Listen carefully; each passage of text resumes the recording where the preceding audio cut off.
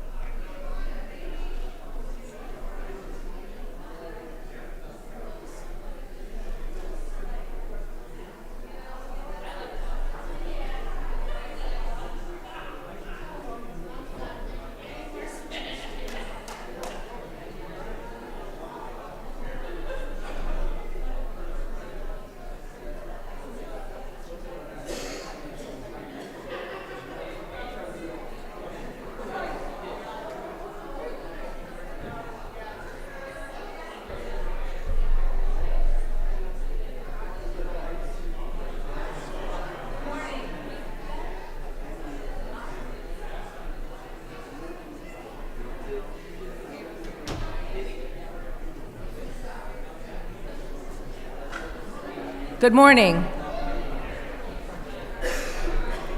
and welcome to the Universalist Church, in which love is the spirit. We are glad you are here, whether you're here in the sanctuary today or anywhere in the world on our live stream. I'm Vicki Sklar, one of your representatives on the Board of Trustees. If you are a visitor, we hope you'll sign one of our guest books at either entrance to the sanctuary or visit our webpage, westhartforduu.org, to learn more. There you can use the contact page to get onto our electronic mailing list, which is the best way for us to stay connected.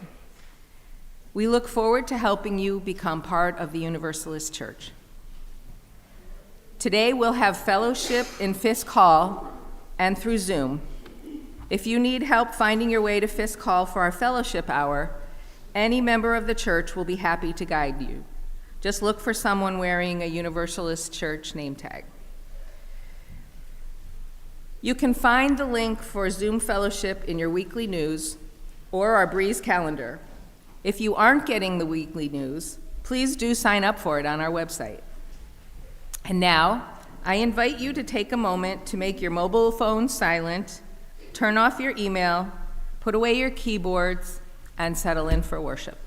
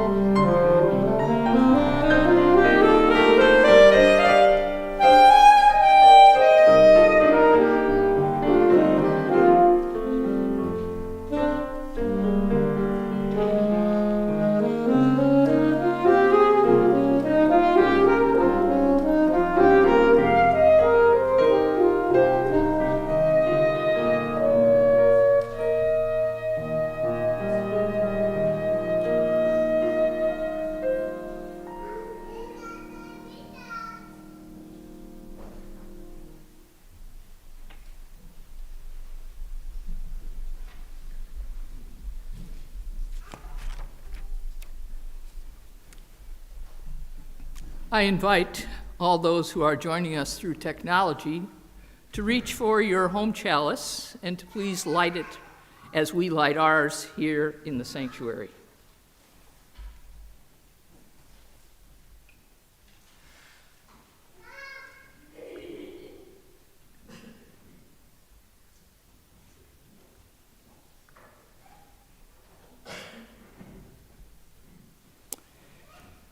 As I lifted this instrument and held the wick over this tiny flame, we expect the fire to lap the wick and then light the oil in this chalice, as it did. Thank goodness, because it usually doesn't when I plan that way. It's an action we choose to do each time we, as a covenantal faith, perform to remind us we are a community of diverse and caring people who hold one another as a living body of our faith. Today, as we discuss our capacity for making choices and all the possibilities that are held in that aspect of our humanity, may we acknowledge that our choices, just as lighting this chalice, impact who we are and are becoming. We have the gift to express and demonstrate who we are through our choices. We also each have the power to choose how we use our giftedness of possibilities to support our dreams and move forward. We can also choose possibilities that can snuff out our light and leave us stuck or completely overwhelmed. May our chalice lighting this morning remind us that our ways of choosing offer us multiple possibilities for both our present moment and our future. Our opening hymn is hymn number 295, Sing Out Praises for the Journey, in the gray hymnal.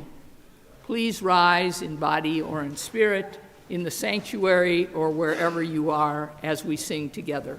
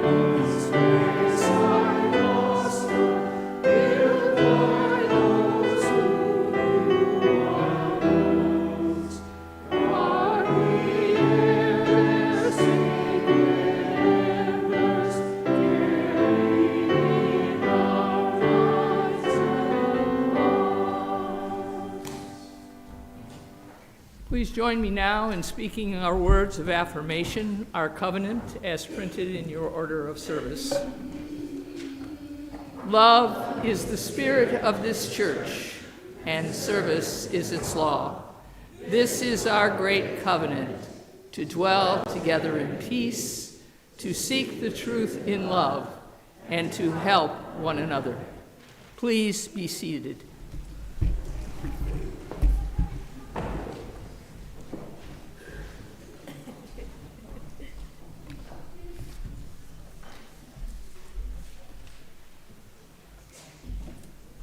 At this time, I would like to invite all of our children and those who are young at heart to come join me up here up on the steps.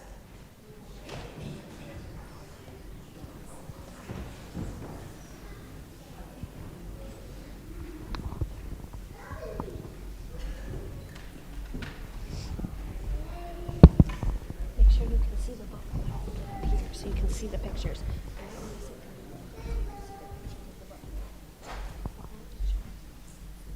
Thank you.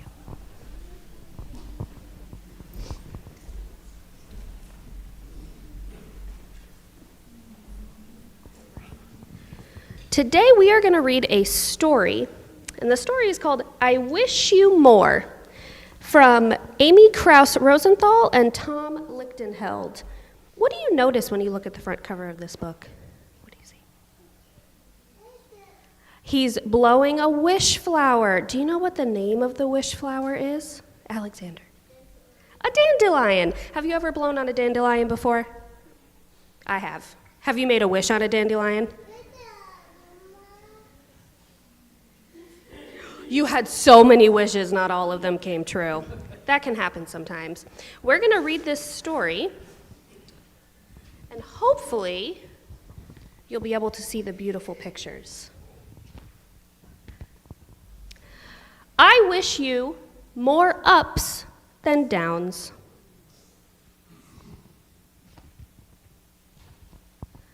I wish you more give than take.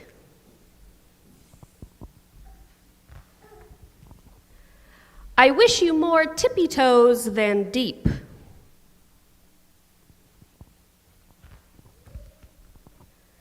I wish you more we than me.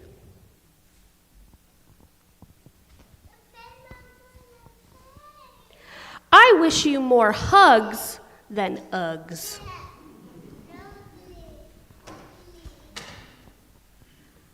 I wish you more woohoo than whoa.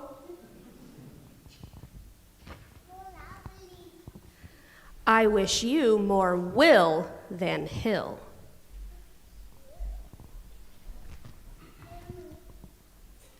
I wish you more can than not.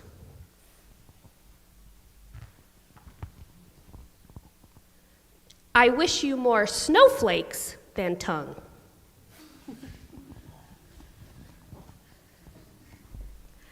I wish you more pause than fast forward.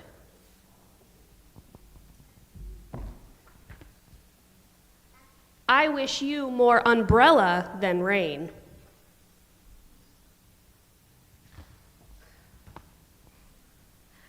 I wish you more bubbles than bath.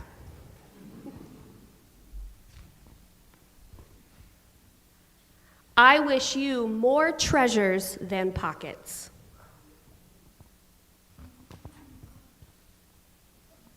I wish you more stories than stars.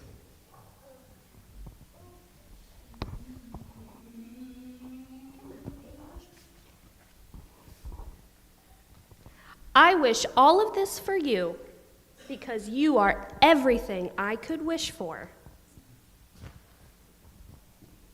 and more.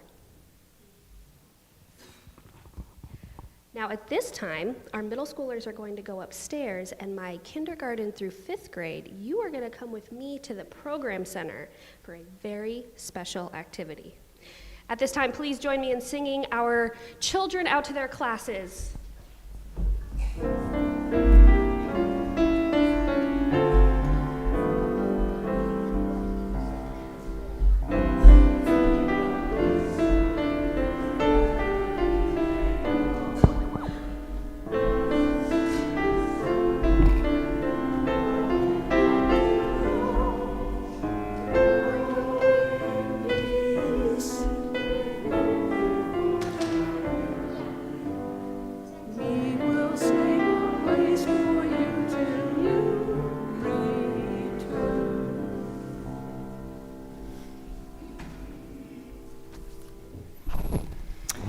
Hi, everyone. I'm Kristen Phillips, the head of your stewardship committee, and you're probably relieved that this is the closing Sunday of our annual giving campaign. I know I am. We're making great progress. So I just want to give a huge shout out to the 96 households who have pledged as of October 31st. So if you got your pledge in today, you won't be counted in this. Anyway, the 96 households who have pledged $347,285. We are at 84% of our goal this year, so really close to the finish line. If you're still holding on to that pledge card, you haven't gotten it in, now is the time. If you haven't gotten a visit or have gotten a reach out and would like one, please see me, or you can let the office know and they will let me know, or anyone on the stewardship committee. And so we have our final drawing for today. We have 4 t-shirts to give away and 3 tote bags. I have the tote bags. If you are here, I will track you down. T-shirts, we will be getting your size and placing the order tomorrow. So, without further ado, I don't know, do you want to do the honors? So we've got to keep this on the up and up. No election issues here. All right, our first t-shirt winner is Patrice Fitzgerald and Richard Leslie. So they will both get a t-shirt, and they were great volunteer stewards. So I think they might be resting after the Play Festival over the weekend.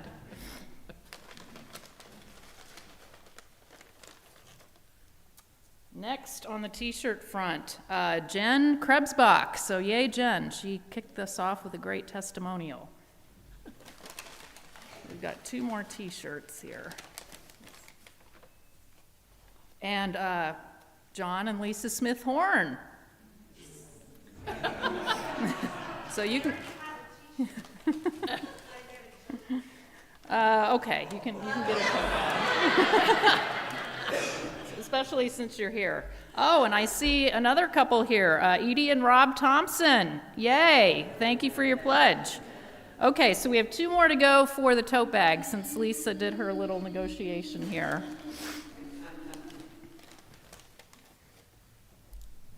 All right. Susan Jane Stam. I haven't seen her here, but we thank her for her pledge, and we'll get this to her. And last but not least,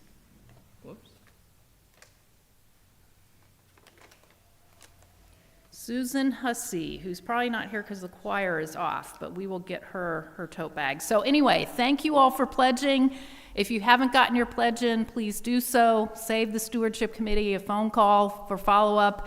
And thank you all so much for your generosity and your contributions to the church. It really is what makes the wheels spin here. Thank you. And I think we need to clap for the students.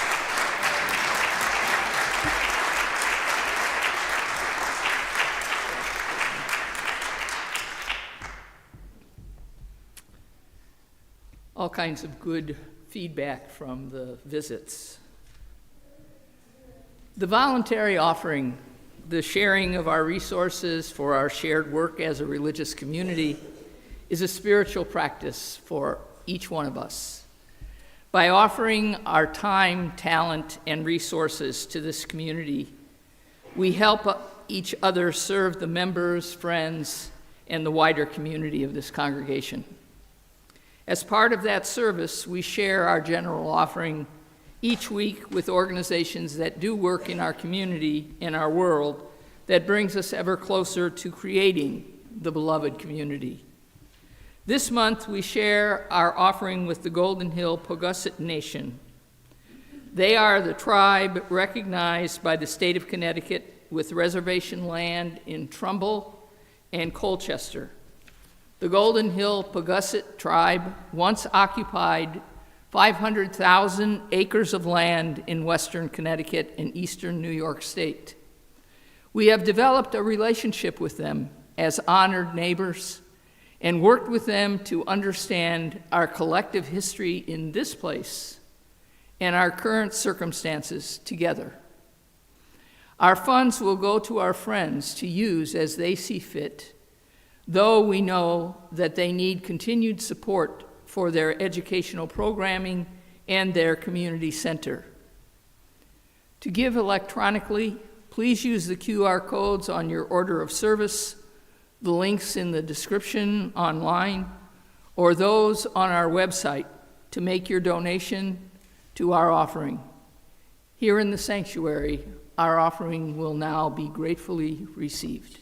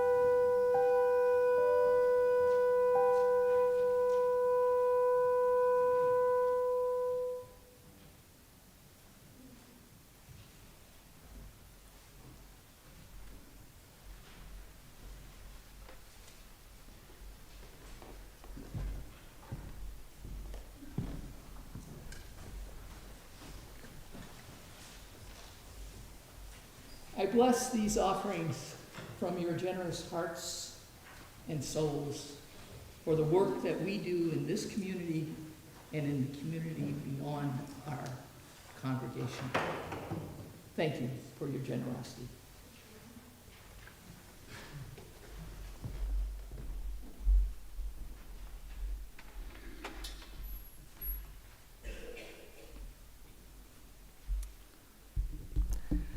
Please rise in body or in spirit as we speak our congregational reading, number 584, in our gray hymnal. I will speak the words in the Roman type, and we will speak together the words in italics. We are caught in an inescapable network of mutuality, tied in a single garment of destiny. Injustice anywhere is a threat to justice everywhere. There are some things in our social system to which all of us ought to be maladjusted. Hatred and bitterness can never cure the disease of fear. Only love can do that. We must evolve, for all human conflict, a method which resists and rejects revenge, aggression, and retaliation. The foundation of such a method is love. Before it is too late, we must narrow the gaping chasm between our proclamations of peace and our lowly deeds which precipitate and perpetuate wars. One day we must come to see that peace is not merely a distant goal as we seek, but a means by which we arrive at that goal. We must pursue peaceful ends through peaceful means. We shall hear out of the mountains of despair a stone of hope. Please join in singing our doxology. Praise God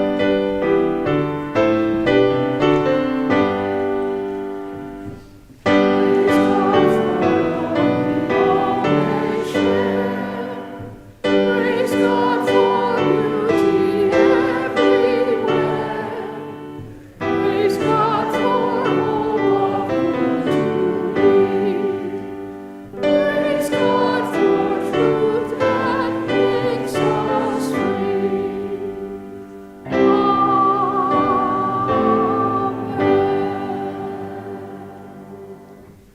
be seated.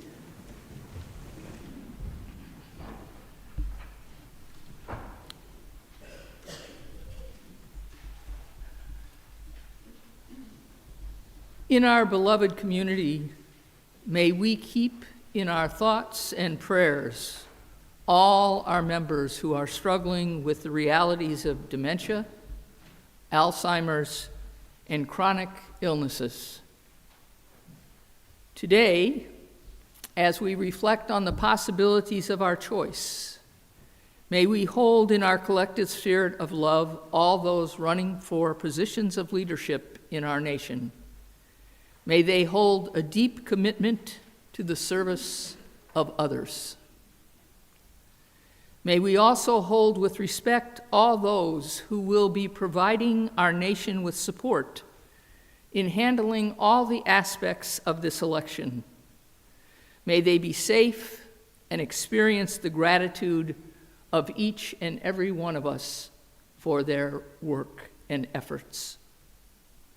Finally, as we hold in our shared silence all these spoken prayers, may we also hold all those that are unspoken and yet held deeply within each one of our hearts. Please join me for a period of silence.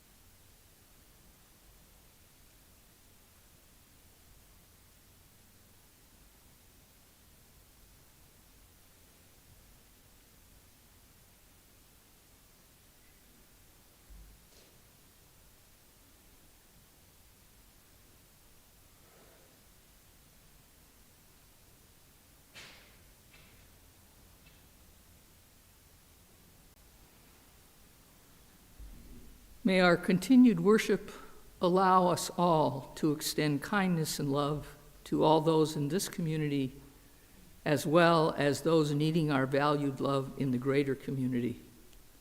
Please join me now in singing Spirit of Life.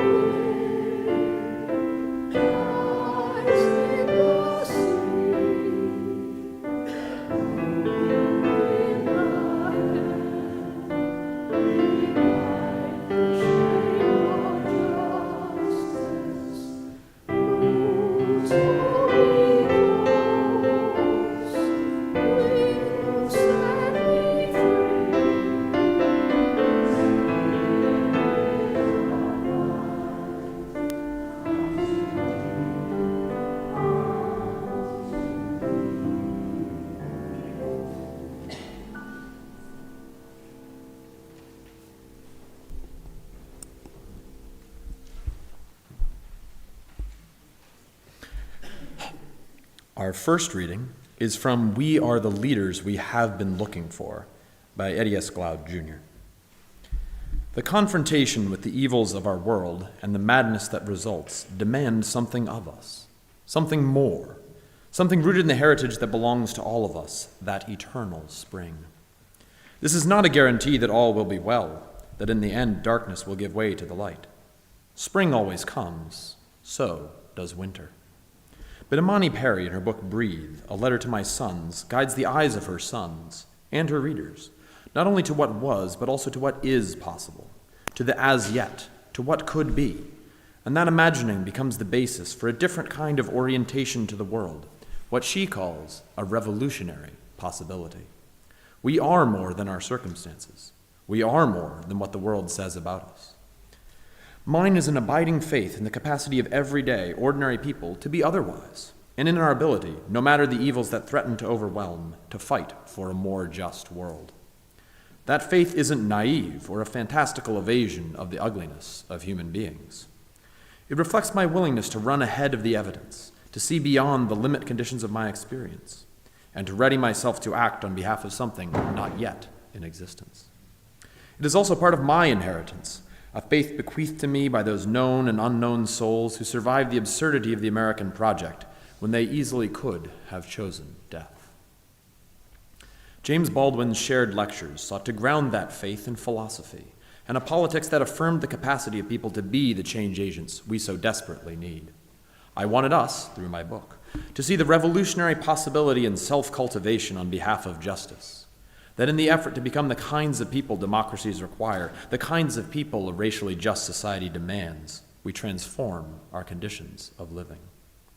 James Baldwin insisted that we live in a world of messiness. Baldwin insisted, and rightly so, that human beings have a role to play. Our choices matter because all is not settled. We matter because we are reacting, experimenting, feeling, concerned with influencing the direction of our encounters in a way that will benefit and not harm. And those actions in turn shape our environments. As such, the question of who we take ourselves to be, a question of the character of those who are making choices, becomes a central feature of democratic practice. Baldwin believed, and so do I, that we have to become better people if we are to change the world. Our second reading is from Hard Choices by Hillary Rodham Clinton. All of us face hard choices in our lives. Some face more than their share. We have to decide how to balance the demands of work and family, caring for a sick child or a partner or an aging parent, figuring out how to pay for college, finding a good job and what to do if you lose it, whether to get married or stay married, how to give our kids the opportunities they dream about and deserve. Life is about making such choices. Our choices and how we handle them shape the people we become. For leaders and nations, they can mean the difference between war and peace, poverty and prosperity. I wrote this book for anyone anywhere who wonders whether the United States still has what it takes to lead. For me, the answer is a resounding yes. Everything that I have done and seen has convinced me that America remains the indispensable nation. I am just as convinced, however, that our leadership is not a birthright. It must be earned by every generation. And it will be, so long as we stay true to our values and remember that before we are Republicans or Democrats, liberals or conservatives, or any of the other labels that divide us as often as define us, we are Americans, all with a personal stake in our country.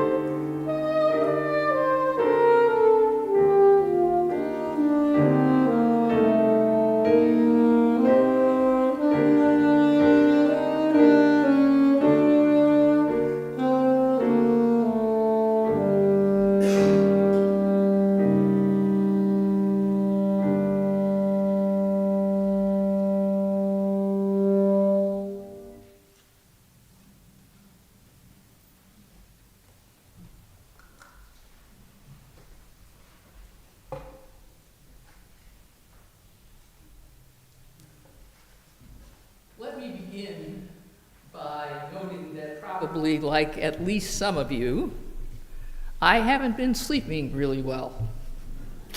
Nor has my stomach been unknotted for some time. And as happens when a sense of anxiety permeates my day in and day out breathing, I consume dark chocolate as if I bought enough candy for 1,000 trick-or-treaters. In short, I haven't been living into the words from our longest-serving First Lady, Eleanor Roosevelt. She said, "I am who I am today because of the choices I made yesterday."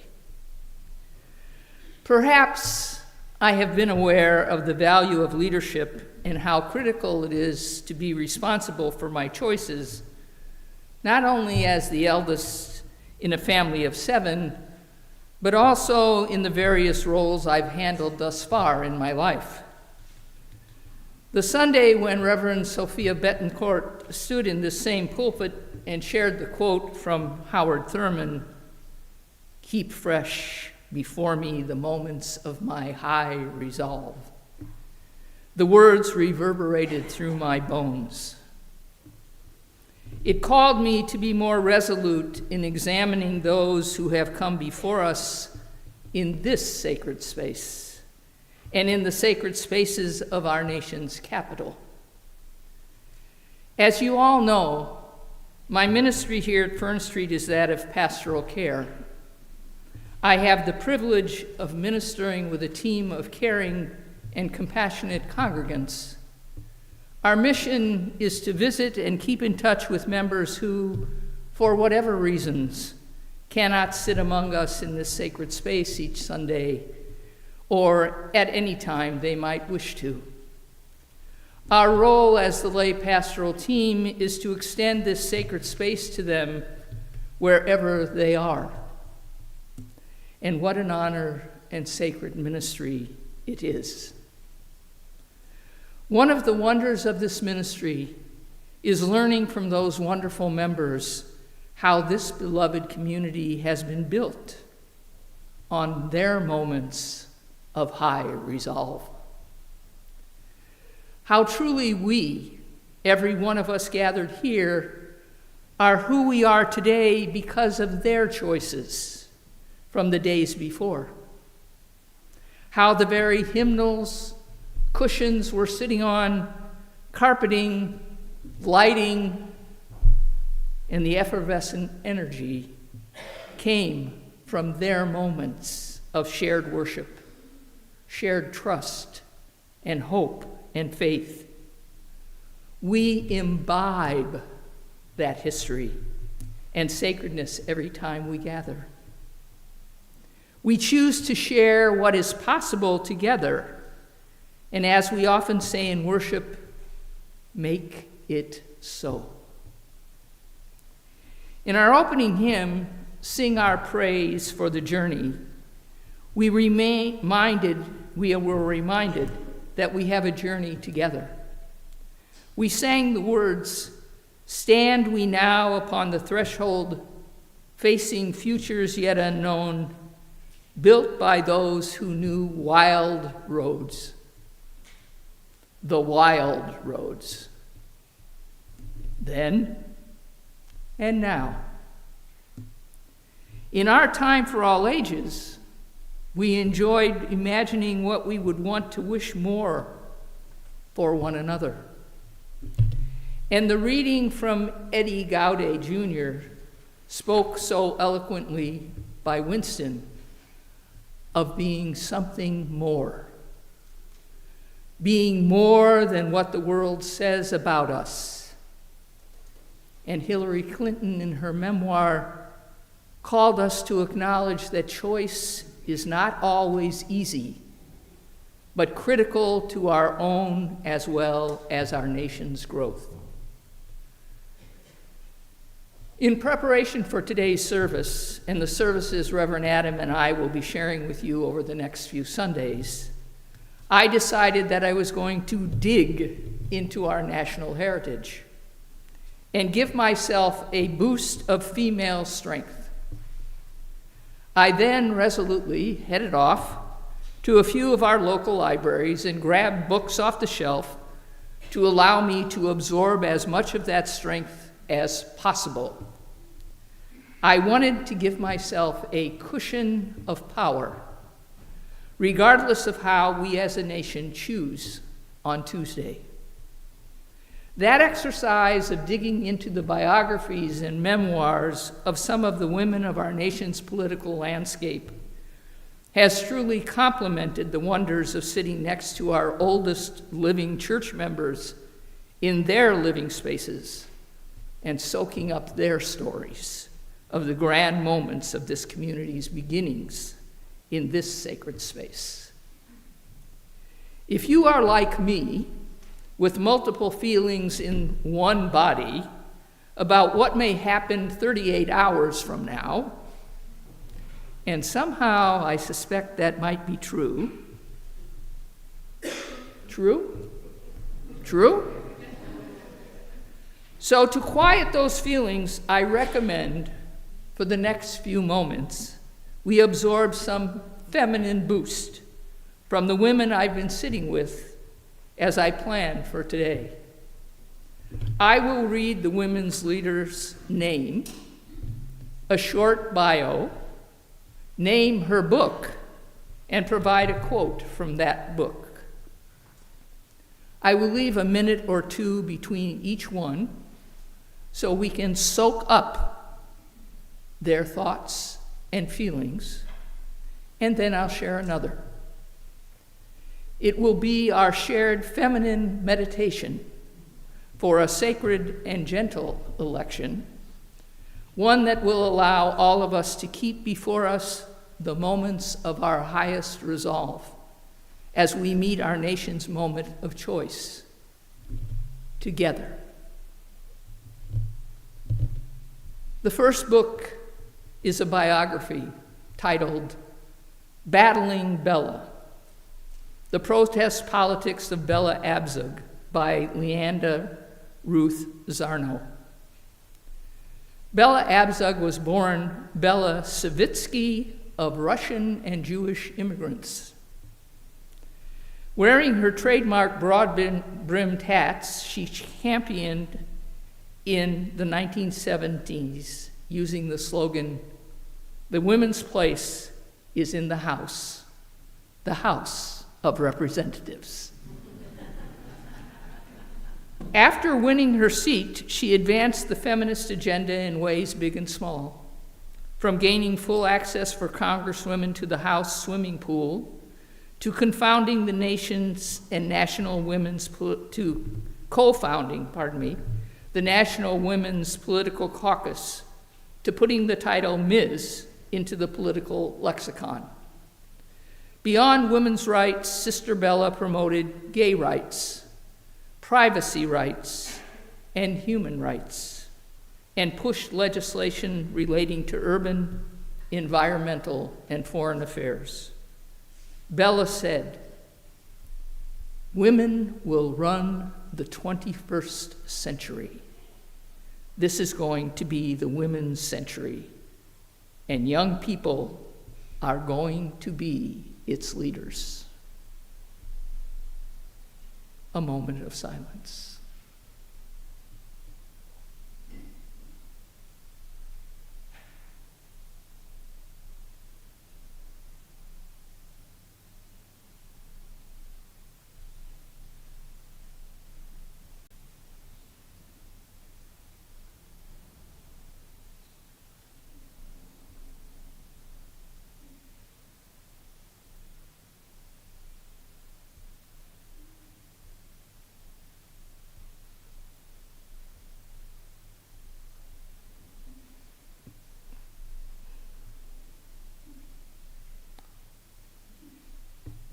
A book, the memoir Unbossed and Unbought,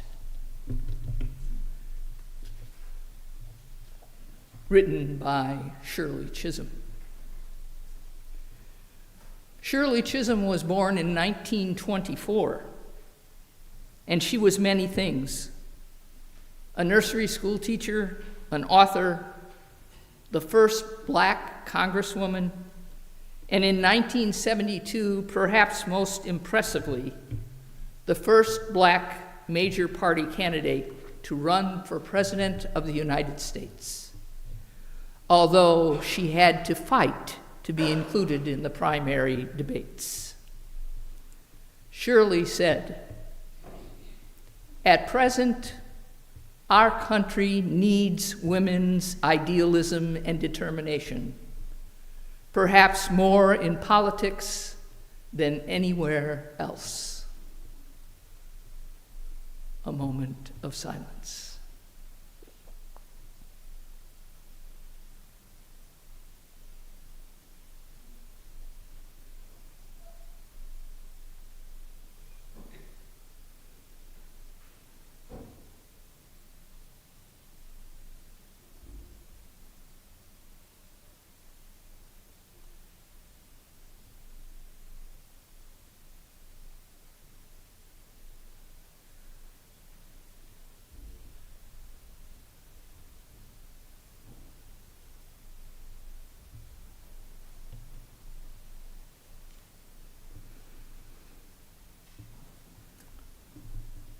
A memoir, Ferraro, My Story, by Geraldine Ferraro.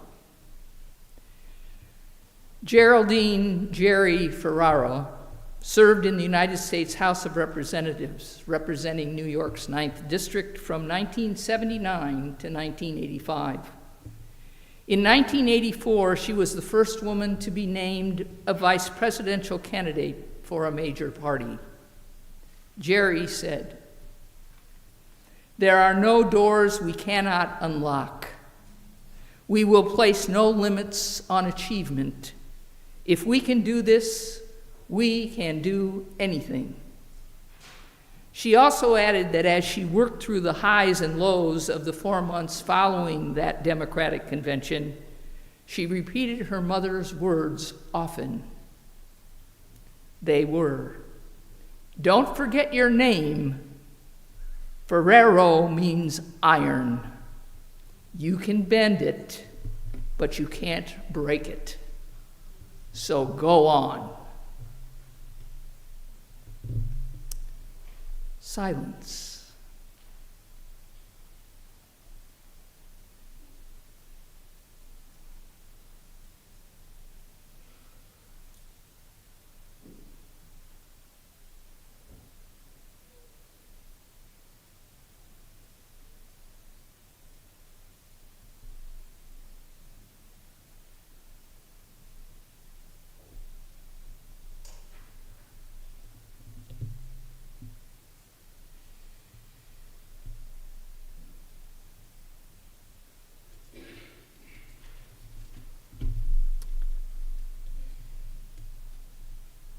A memoir, Hill, Hell, and Other Destinations, by Madeleine Albright.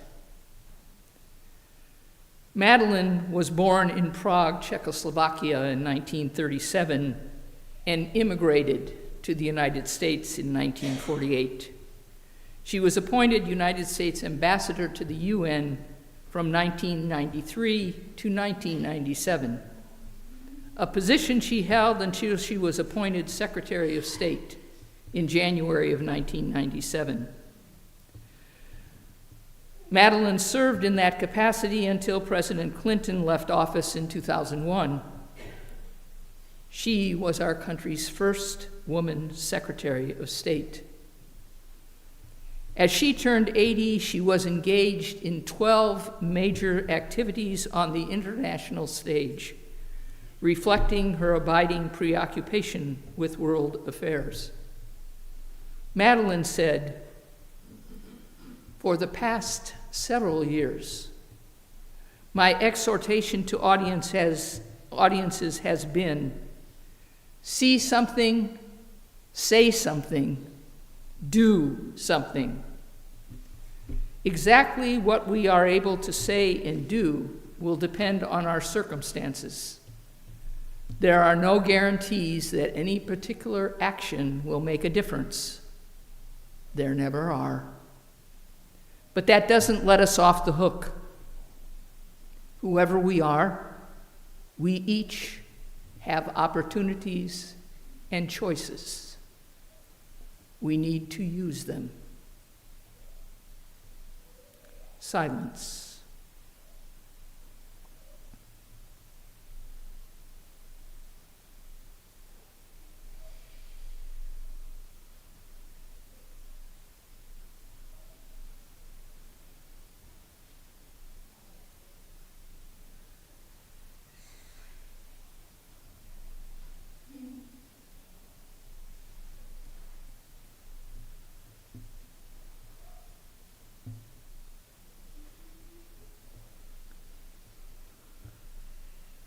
A memoir, spoken from the heart, by Laura Bush. Laura Bush began her political life when she helped her husband, George W., run unsuccessfully in his bid for Texas representative for the House. She became the First Lady of Texas in 1995 and implemented many initiatives focused on health, literacy, and education. Laura said, "To live in the White House is to live with your predecessors, with their decorating, their renovations, their furniture. George and I both pored over biographies and histories of the men and women who had inhabited these walls. And there was a real solace to these constant reminders of what had gone before."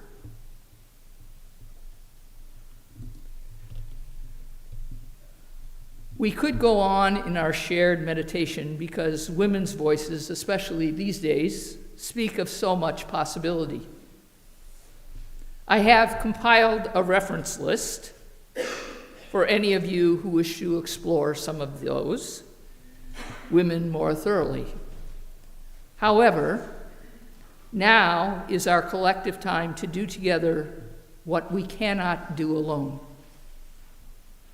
To move into being in this moment, this historic time, by supporting each other as this sacred moment continues to unfold.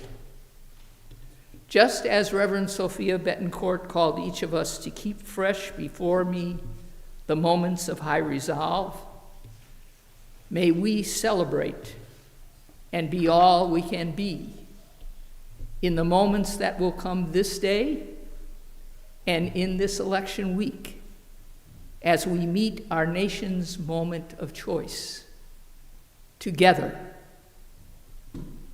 And may it be so.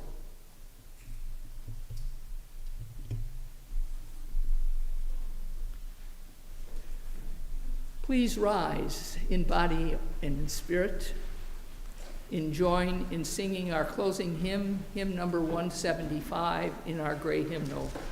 We celebrate the web of life.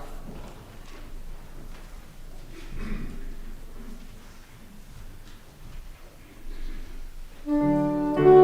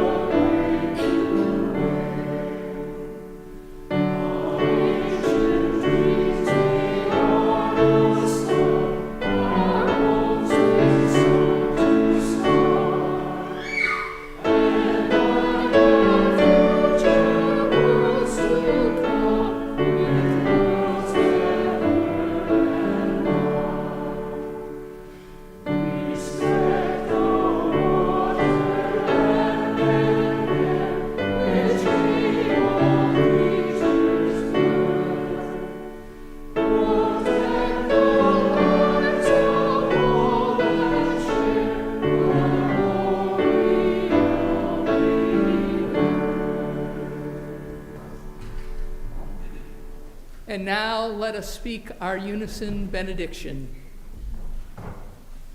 Engage with the world in peace. Have courage. Hold on to what is good. Return to person evil for evil. Strengthen the faint-hearted. Support the weak. Help the suffering and honor all beings. I would like to remind folks that if you are a new member, please join for the second orientation session in the green parlor after you grab something to drink and eat, and join us there. Oh, there will be refreshments in the room, so you don't have to go downstairs and grab and run up. That's good. Please be seated and remain for our postlude.